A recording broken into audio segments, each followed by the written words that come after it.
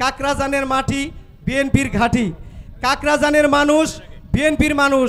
কাকরাজানের মানুষ কোনোদিন ধানের শীষ ছাড়া ভোট দেয় নাই, আরও সামনেও দিবে না।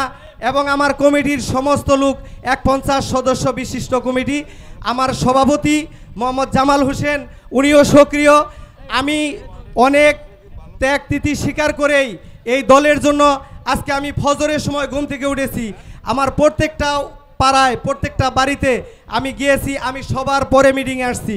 আমি জানি আমি যখন আসছি তখন মিটিং শুরু হয়ে গেছে, কারণ আমার এলাকা অনেক দূরে, আমার এলাকায় রাস্তাঘাট নাই, কাঁচা রাস্তায় বসবাস করি, মানুষ বের হতে চায় না।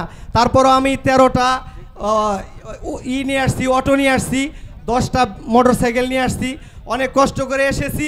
কিন্তু আমাদের এলাকার লোক কষ্ট মনে করে না, শুধু মনে করে কবে এই দেশে খালেদা জিয়া, যিনি বাংলাদেশের মানুষের মা, যিনি গণতন্ত্রের মা, সেই মা কবে আবার ক্ষমতায় আসবে। আমাদের অ্যাডভোকেট আহমেদ আজম খান, যিনি ইনশাল্লাহ ভোটে পাশ করাই মানে ফুলমন্ত্রী, যে কোনো মন্ত্রী উনি ফুলমন্ত্রী, উনি ফুলমন্ত্রী হলে আপনাদের কাকরাজানের মানুষের দুঃখ দুর্দশা থাকবে না।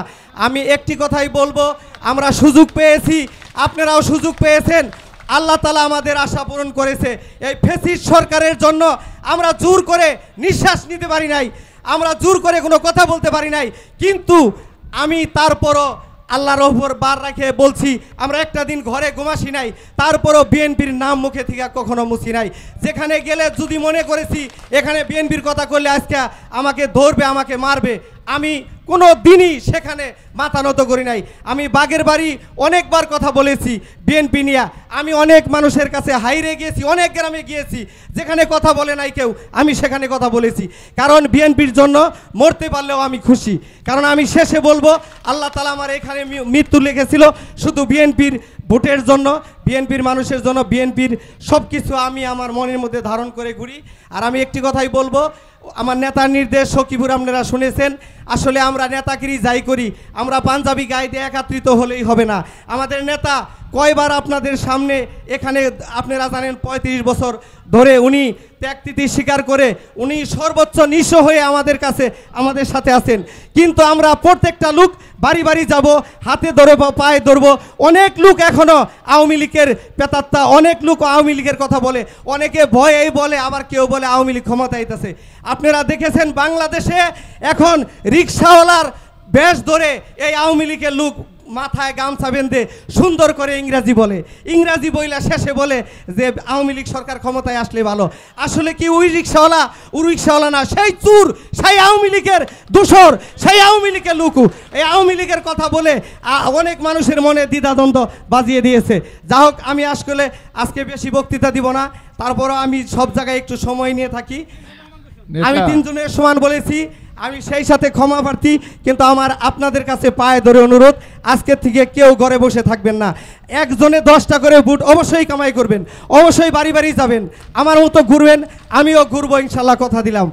আচ্ছা নেতা, আপনার দুপা কাকরাজান যে বিএনপি খুব ভালো অবস্থানে সেটা আমি জানি, কিন্তু আপনার কমিটির অবস্থা কি?